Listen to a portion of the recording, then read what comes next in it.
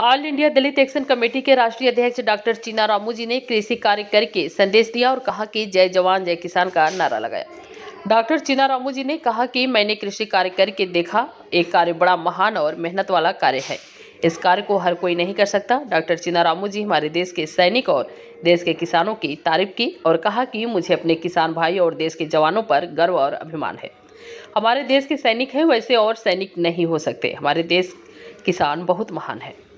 Doctor चीना रामू जी ने कहा कि सेना के साथ साथ गैर सैनिक के रूप में भी समाज के नागरिकों को देश सेवा में भागीदारी निभानी चाहिए। युवा पीढ़ी को सेना में जाकर देश की सच्ची सेवा करनी चाहिए। हम सभी का दायित्व है कि हम अपने देश के विकास में हर स्तर से सहयोग करें। जरूरी नहीं कि हम सेना में भर्ती होकर ही देश सेवा कर सकते हैं, बल्कि अपना कार्य ईमानदारी पूर्वक कर भी देश का नाम बढ़ा सकते हैं। जिस तरह से बॉर्डर पर एक सैनिक अपनी ड्यूटी को बड़ी ही जिम्मेदारी पूर्वक निभाते हुए देश सेवा करता है, जब वह बॉर्डर पर तैनात होकर सीमा की रक्षा कर रहा होता है तो हमें अपने घरों पर चैन की नींद सो रहे होते हैं। हमें यह देश के सैनिकों का सम्मान करना चाहिए।